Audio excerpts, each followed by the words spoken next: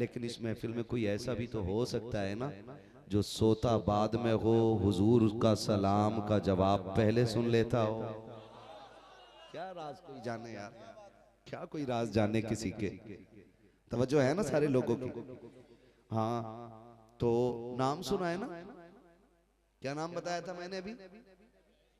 हबीबे अजमी। आपका सूद ब्याज का कारोबार बहुत धड़ल्ले का था, बहुत बड़ा बिजनेस। एक वक्त का खाना भी बिना सूद के पैसे के आप नहीं खाते थे। एक बेवा औरत ने पैसा ले रखा था, आप अपना कर्ज मांगने के लिए गए। बेवा कहने लगी अभी कुछ दिन की मोहलत दे दे, कुछ दिन बाद दे देंगे। आपने फरमाया सुन, आज मैं खाली नहीं जाने वाला, कुछ ना कुछ लेके जाऊंगा। अंदर घर में गए, कपड़े से छुपा हुआ गोश्त का टुकड़ा रखा था, वो आपने उठाया, लेके चले। बेवा की चीख निकल गई। बिस्मिल्लाहिर्रहमानिर्रहीम। या अय्युहल्लज़ीना आमनु उदखुलू फिस्सिल्मि काफ़ा। आमन्तु बिल्लाहि सदक़ल्लाहु मौलानल अज़ीम व सदक़ रसूलुहुन नबियुल उम्मियुल मुतीउल मुबीनुल मुईनुल करीम व नहनु अला ज़ालिका लमिनश शाहिदीन वश्शाकिरीन वल्हम्दुलिल्लाहि रब्बिल आलमीन।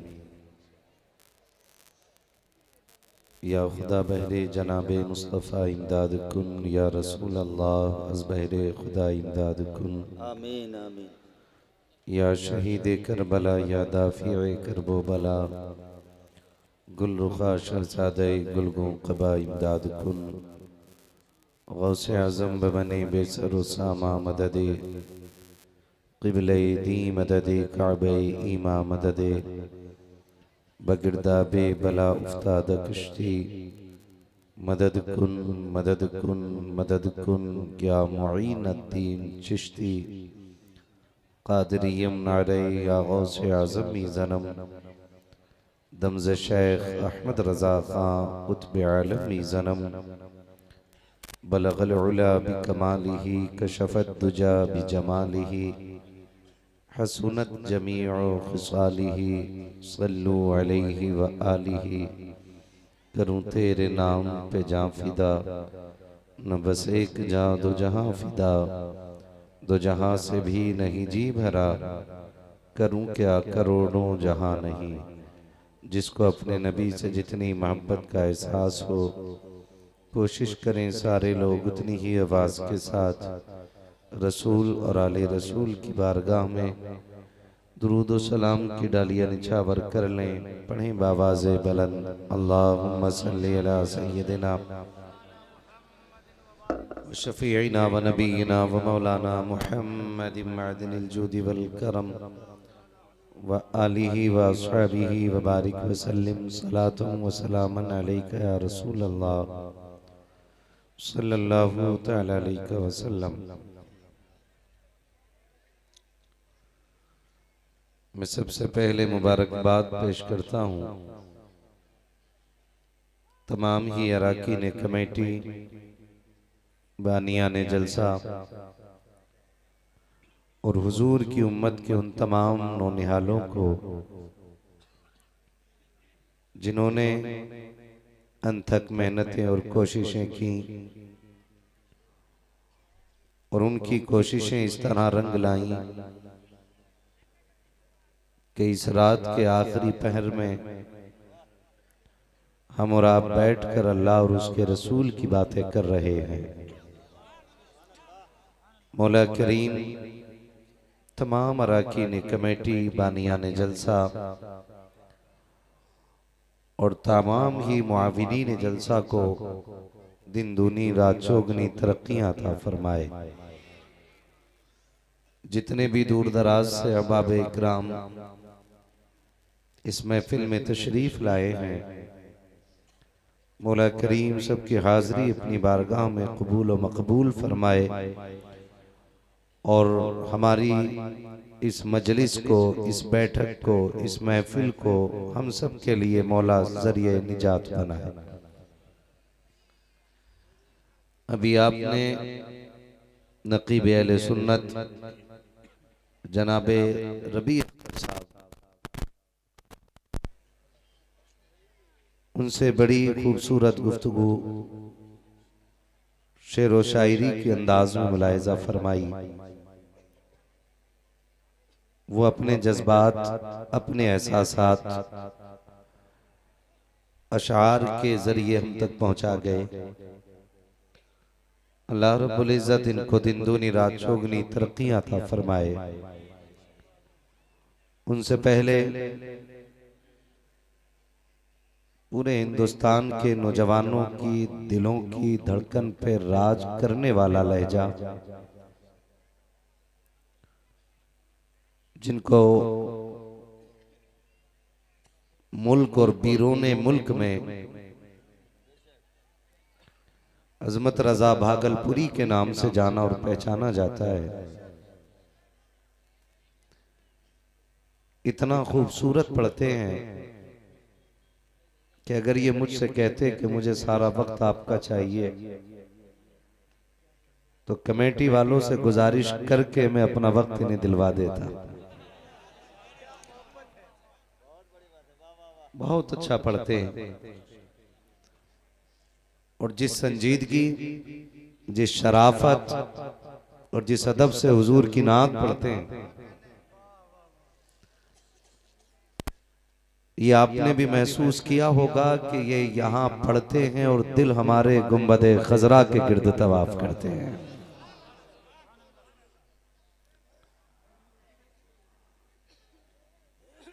अगर मैं देख रहा था,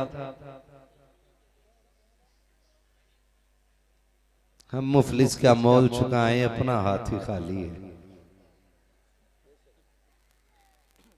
50% मेंबर के लोगों को तौफीक नहीं थी कि दाद दे देते। पता नहीं किस चीज की चिढ़ थी। इनाम आधा नाम कर दिया करो भैया, कम से कम पैसे की वजह से सुभान अल्लाह कोई कह दे। आपसे नहीं कह रहा हूं, मैं भी अपने खानदान से बात कर रहा हूं। लेकिन बाद में इन्होंने बात खत्म कर दी, मुझे शोहरत दिलाने को मेरा अल्लाह काफी है। बोल लिया करो कभी कभार। कभी कभी मैं सोचता हूं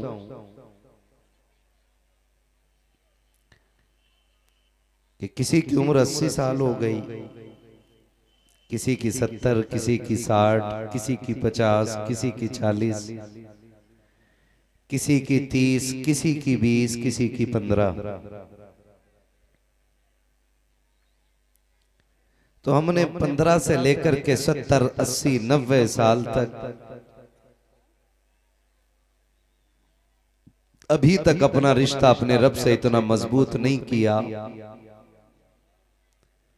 कि हमारे रब का नाम आए और हम तड़प जाया करें। मैं दाद देता हूं उन जवानों को जिनके लहू में गर्मी आ गई थी रब के जिक्र से, और वो पढ़ भी रहे थे। मैं एक फकीर और दीवाना आदमी हूं, मैं कोई पीएचडी नहीं हूं, प्रोफेसर नहीं हूं।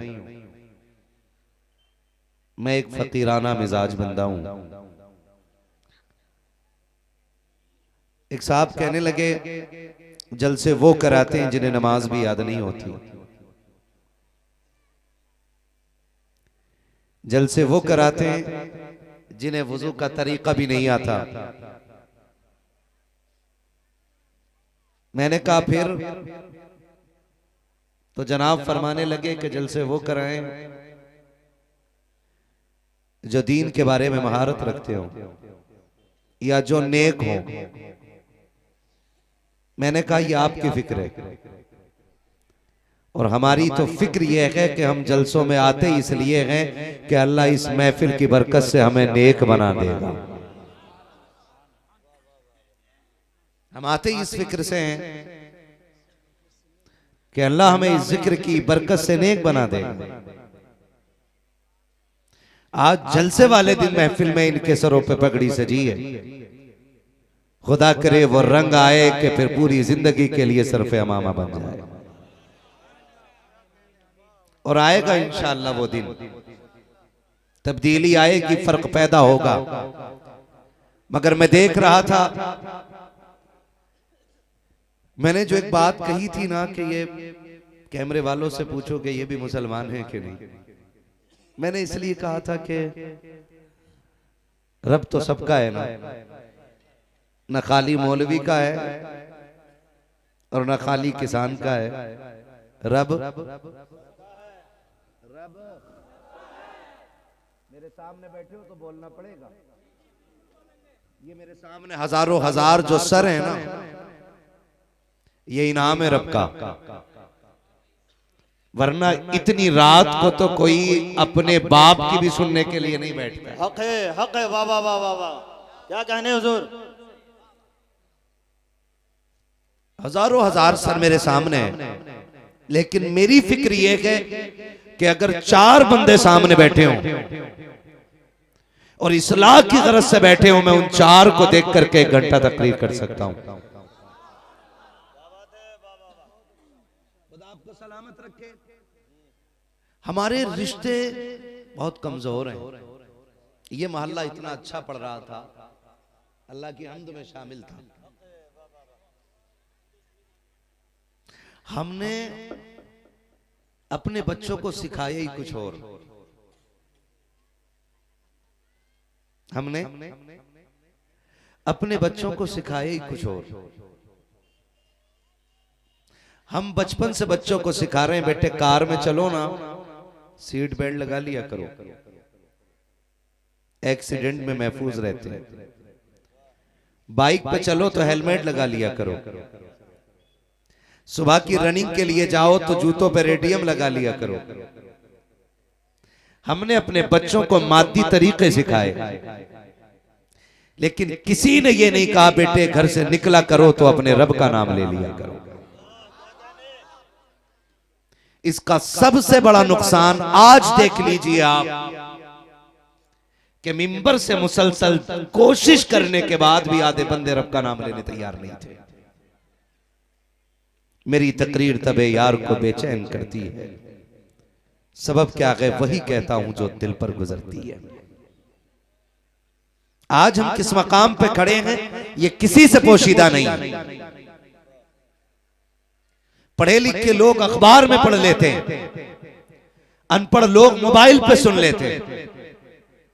अब कोई खबर किसी से पोशीदा नहीं है, लेकिन हमें होश के नाखून लेने की फुर्सत आज भी नहीं है।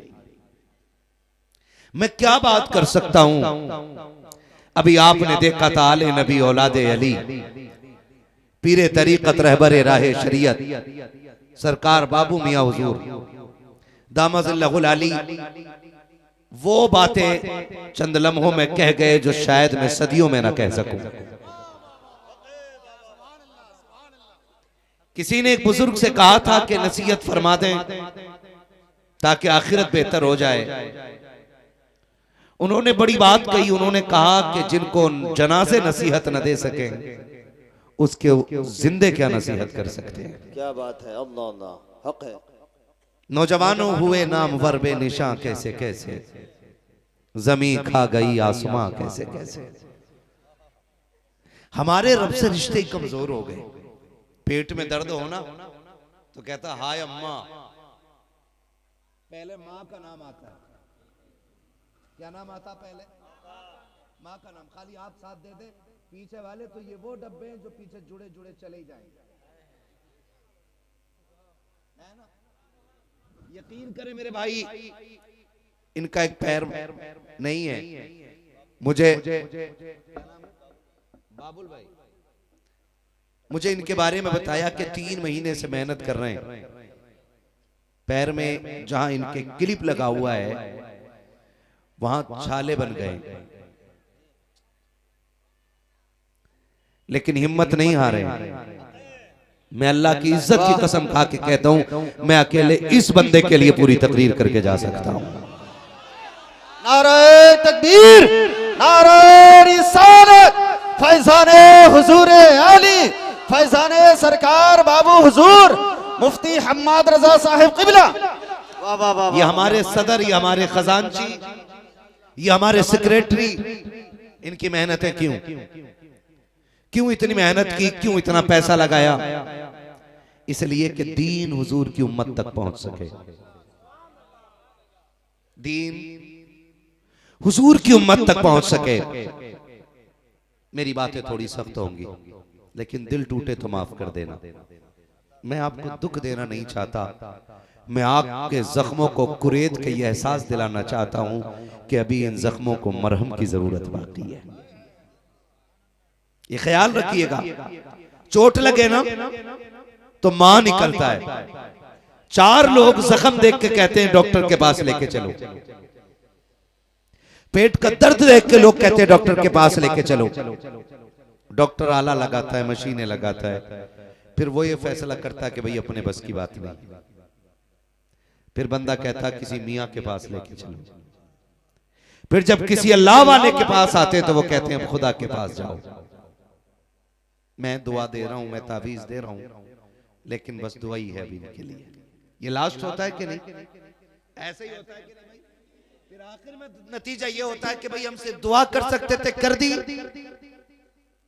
अब बाकी तू जाने तेरा रब जाने। मेरा अपना मानना यह है कि जब पहली आह निकले ना तो मां की जगह उसमें खुदा का नाम आना चाहिए था।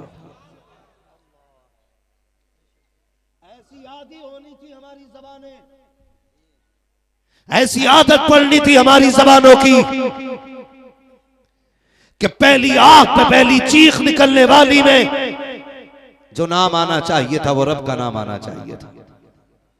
याद रखिएगा, रब ना चाहे तो दुनिया की दवा हलक से उतार दो, शिफा नहीं मिल सकती, और अगर वो चाह ले तो एक चुटकी भर मिट्टी से अल्लाह मुसीबतें डाल देता है। बेशक बेशक हक है। ये कब होगा? जब रिश्ते हमारे अल्लाह से मजबूत होंगे। जब रिश्ते हमारे अल्लाह से जोर से मजबूत, अल्लाह से रिश्ते मजबूत होगा। जब रिश्ते मजबूत होंगे तब ये हालात होंगे और तब ये मकाम आता है। लेकिन माफ कीजिएगा, बहुत माजरत के साथ, काश हमने उतना ही रब पे भरोसा कर लिया होता जितना घोड़े की नाल की बनी हुई अंगूठी पे भरोसा करते। काली अंगूठी देखी बेचते मेलों में, काली रिंग, कि ये किस चीज की है? घोड़े के खुर की है ना, घोड़े के नाल की अंगूठी है। इससे क्या होना है? कहीं से पहन लो बरकत आ जाएगी, इसे पहन लो तकदीर के दिन बदल जाएंगे। हाय बदकिस्मती, हमने तो अपने रब पे उतना भी भरोसा नहीं किया जितना घोड़े के बाल पे लोग भरोसा करते हैं, और उसके बाद कहते हैं कि दुआएं कबूल नहीं होती। आपने देखा है कभी बच्चे को रोए बगैर माँ ने दूध पिलाया हो? बोलो। हम जिन घरों में रहते हैं हम देखते हैं बच्चा रोए ना तो माँ दूध नहीं पिलाती है। और सोच तो सही, बिना रोए माँ दूध नहीं देती तो बिना रोए रब तेरी झोली को कैसे भर सकता है? कभी रातों को मुसल्ले बिछाने के आदी बनो, कभी अल्लाह इस दर्द के साथ कहो कि जमीन तेरी सदा के साथ चीख जाए, कभी दे आवाज रब को ऐसे। लेकिन हम तो करें अल्लाह कोठी दे दे, अल्लाह फिर ये हाथ भी सीधे नहीं हुए, ये हाथ भी मस्जिद में सीधे ना हो सके, ये भी यूं यूं अल्लाह तो रोटी दे दे, अल्लाह कुछ, ये हाथ भी भीख मांगने के लिए सीधे ना हो सके। काश तेरा रिश्ता रब से इतना मजबूत होता कि तू रात के सन्नाटे में उठता, तोड़ जाता अल्लाह के घर की तरफ और सजदे में जाके सर रख के कहता, मालिक ये जवानी तेरे लिए है, ये जिंदगानी तेरे लिए है। ए मेरे परवरदिगार, मुझे तेरी बंदगी का शऊर नहीं आता के, तेरी इबादत का सलीका नहीं आता के। ए मेरे परवरदिगार, मैं अपने इस वजूद को लेकर के आ गया हूँ, मैं जानता हूँ मेरी आंखों में सोजो कदास नहीं है, मुझे पता है मेरे लहजों में दर्द नहीं है, मैं जानता हूँ मुझे मांगने का ढंग नहीं आता है, मगर तू तो 70 माओं से ज्यादा प्यार करता है। तेरी बारगाह में उठे हुए हाथ खाली नहीं लौटाए जाते हैं। मालिक सुन, मैं तेरे दरबार में आ तो गया हूँ, लेकिन सुन ले, मैं खाली जाने वाला नहीं हूँ, या तो मर के जाऊंगा या झोली भर के जाऊंगा। नारे तकबीर, नारे रिसालत, फैजाने हुजूर आली जनाबे मुफ्ती हम्माद रजा साहिब क़िबला। कभी ऐसे उठो, कभी रातों को आके यूं मांगा करो। वो 70 माओं से ज्यादा प्यार करता है, 70 माओं से ज्यादा प्यार। एक अल्लाह वाले से किसी ने पूछा जन्नत में जाओगे कि जहन्नम में? उन्होंने बड़े फख्र से कहा जन्नत में। सामने वाले ने कहा हो, दावा बड़ा पक्का है जन्नत में जाने का। कहा क्यों? कहा कि हिसाब मेरा रब लेगा, हिसाब मेरा रब लेगा। तो उसने कहा फिर तो खैरियत नहीं। उसने कहा चुप कर, बता अगर कयामत में अल्लाह मेरी जिम्मेदारी मेरी मां को दे दे कि तेरी मर्जी है बेटे को जन्नत डाल या जहन्नम, तो मेरी मां किधर डालेगी? मां किधर डालेगी? उसने कहा जन्नत में। तो उसने कहा गैरत कर, रब तो वो है जो 70 माओं से ज्यादा प्यार करता है। रब तो वो है जो 70 माओं से ज्यादा प्यार करता है। हमने उस रब के करम को जाना नहीं है। खुदा की कसम खा के मैं कहता हूँ, ये जिम्मेदार उलमा बैठे हैं, ये मेरे सर के ताज बैठे हुए हैं। इन उलमा की जूतियों की खाक को अपने सर का ताज बना के गारंटी से कहता हूँ, जब बंदा एक मर्तबा कहता है या रहमान, अल्लाह 70 मर्तबा कहता है मांग मेरे बंदे क्या चाहता है, मांग क्या चाहता है। हमने तो बेगैरती की इंतहा कर ली, रोटी एक वक्त की ना मिली, हमने अमीरों के जूते उठाना शुरू कर दिए, इज्जत ना मिली, चापलूसी करना शुरू कर दी, कोई बात मानने वाला नहीं था, हमने नेताओं की दलालियां शुरू कर दी। अल्लाह तो ऐसा खालिक कुल है, ऐसा मालिक कुल है, जो हर रात कहता है मांग मेरे बंदे मांग। एक बार आवाज देने पे 70 मर्तबा कहता है मांग मैं तेरा रब हूं। अगर इज्जत मांगेगा मैं दूंगा, दौलत मांगेगा मैं दूंगा, शोहरत मांगेगा मैं दूंगा। अगर बेटियों के रिश्ते नहीं हो रहे हैं, आजा 2 बजे आके मुसल्ला बिछा दे, रिश्तों का इंतजाम मैं करूंगा। अगर बेटा नहीं मिल रहा है, आके मुसल्ला बिछा दे, बेटा मैं दूंगा। अगर रिस्क में तंगी है, मुसल्ला बिछा दे, रोजी मैं दूंगा। वो तो ये कहता है सोच तुझे आने में देर लगेगी, मुझे देने में कोई देर नहीं लगती। नारे तकबीर, नारे रिसालत, तालीमात आला हजरत, मसलके आला हजरत जनाबे मुफ्ती हम्माद रजा साहिब क़िबला, नूरी कॉन्फ्रेंस, सरजमीने उत्तर ढेपा। नाराज तो नहीं है ना? चलो थोड़ा सा आगे। खुदा आपको सलामत रखे, रिश्ते रब से मजबूत करो। और ये जो फासले हुए ना, ये जो फासले हुए, इन फासलों की वजह वहाबी नहीं है,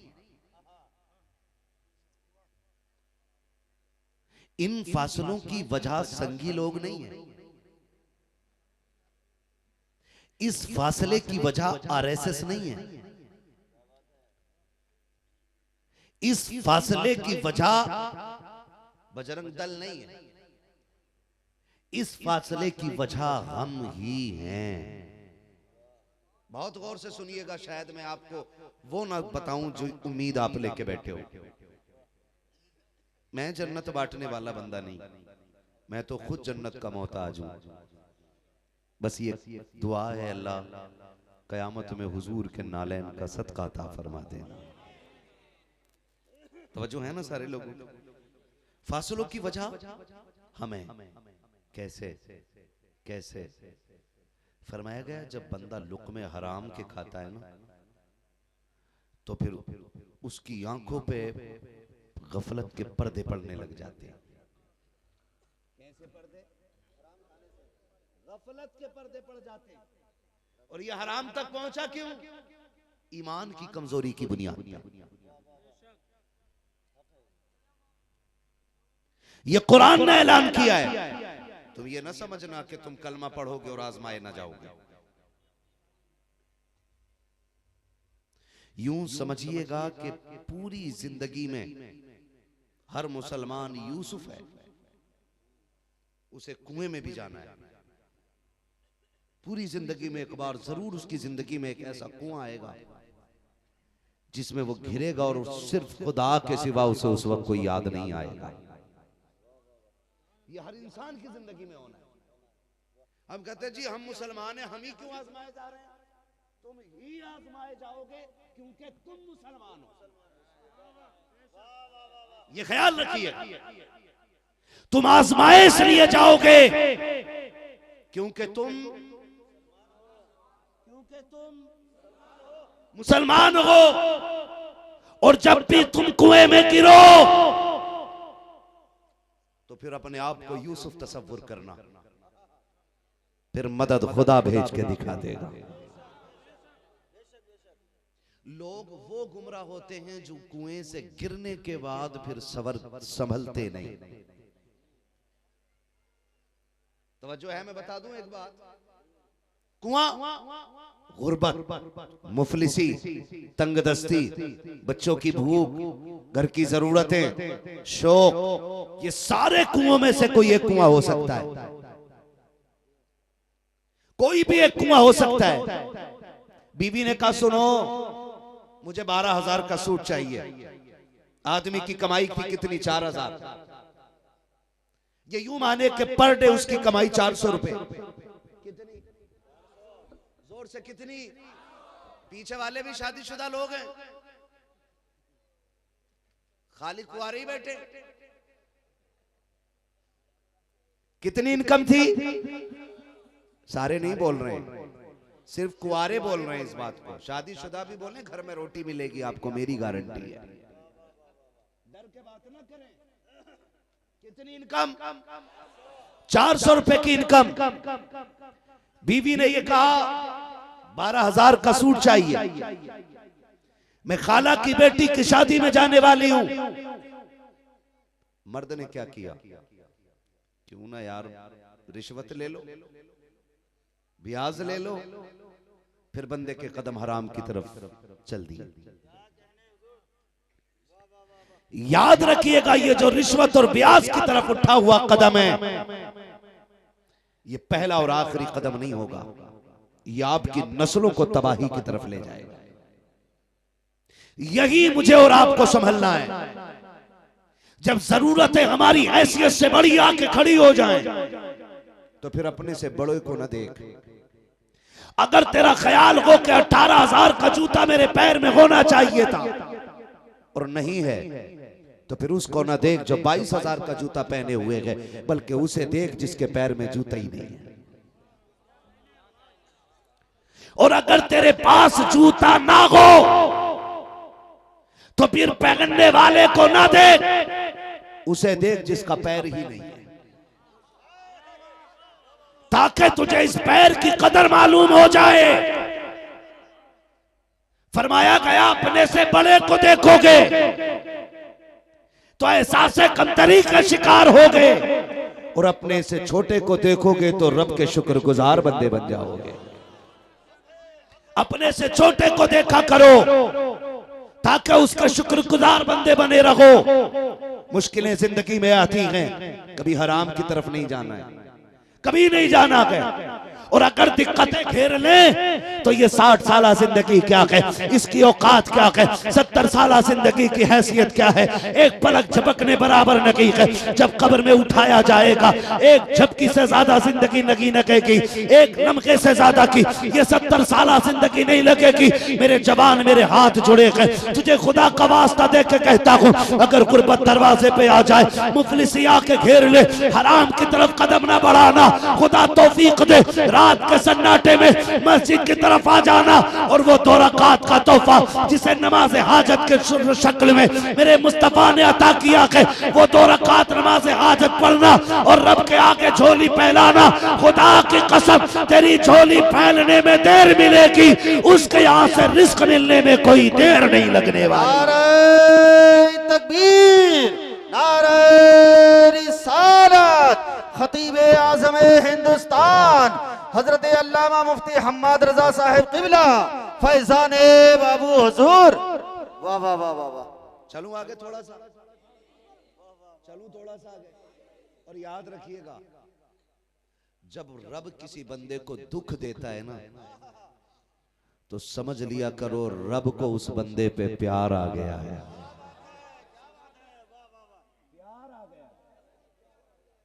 इसलिए रब बंदे को दुख देता है ताकि बंदा रब के करीब हो जाए, करीब हो जाए, करीब हो जाए। ये दुख अजाब नहीं। मैं कभी कभी यहाँ हमारे यहाँ मिंबर से ऐलान होता है ना, जो ये हाथ उठा देगा इस पे फालिज नहीं आएगा, जो ये उठा देगा इस पे बीमारी नहीं आएगी। मैं कहता हूँ बीमारी जहमत नहीं, बीमारी खुदा की रहमत होती है यार।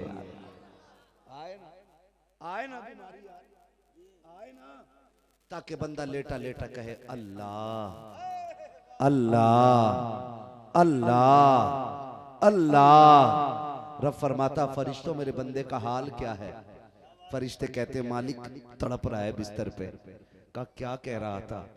मालिक करवट नहीं ली जाती मगर फिर भी कहता शुक्र है तेरा, शुक्र है तेरा। रब फरमाता फरिश्तों गवाह हो जाओ, मैंने उसको सारे गुनाहों से पाक व साफ फरमा दिया है। ये दुख भी है ना, ये दुख भी रब की नेमत होते हैं। और रब जिसे प्यार करता है उसे भी मार करता है।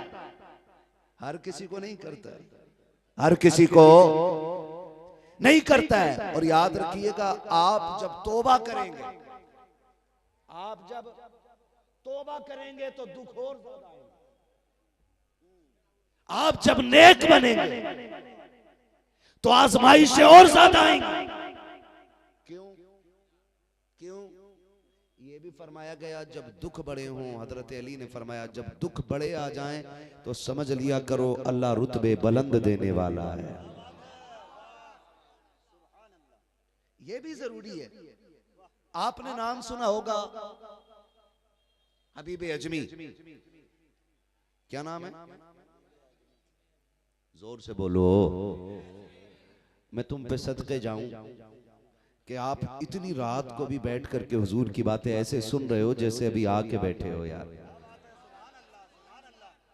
मैं कभी ये नहीं कहता कि तुम कमीने हो, बदबख्त हो, तुम नलायक हो, तुम ऐसे हो वैसे हो, ना कहा करो। फरमाया गया जहाँ 40 लोग हो वहां एक वली होता है, जहाँ 4000 बैठे हो वहां कितने वली बैठे होंगे यार, है ना भाई? सुभान अल्लाह। मैं मिंबर पे बैठा हूँ, आपको मेरा जुब्बा दिख रहा है, मेरा कुब्बा दिख रहा है, मेरी पगड़ी दिख रही है, तो लोग देख के कह रहे हैं हाँ भाई मौलाना बैठा है। लेकिन इस महफिल में कोई ऐसा भी तो हो सकता है ना जो सोता बाद में हो, हुजूर का सलाम का जवाब पहले सुन लेता हो। क्या राज कोई जाने यार, क्या कोई राज जाने किसी के? तवज्जो है ना सारे लोगों की?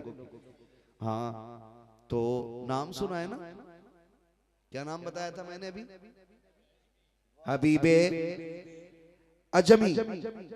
आपका सूद ब्याज का कारोबार बहुत धड़ल्ले का था, बहुत बड़ा बिजनेस। एक वक्त का खाना भी बिना सूद के पैसे के आप नहीं खाते थे।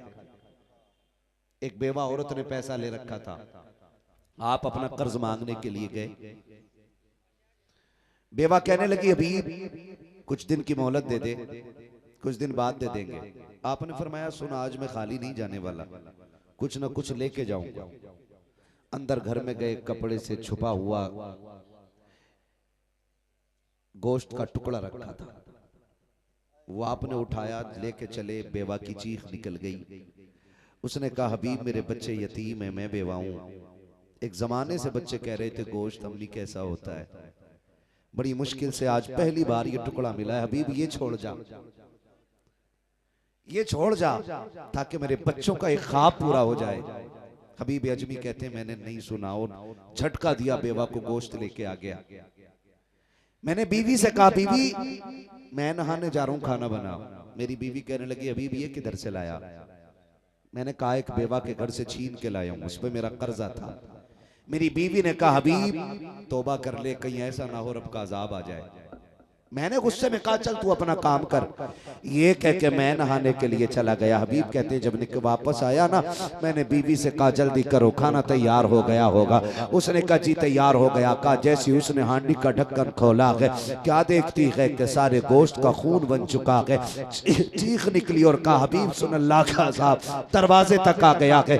हबीब वक्त आ गया कि तौबा कर ले। कहते उसने इतना कहा मैं दौड़ गया तौबा के लिए, अल्लाह वाले की तलाश में निकल गया। का जब गुजर के जा रहा था, बच्चों ने मुझे निकलते हुए देखा।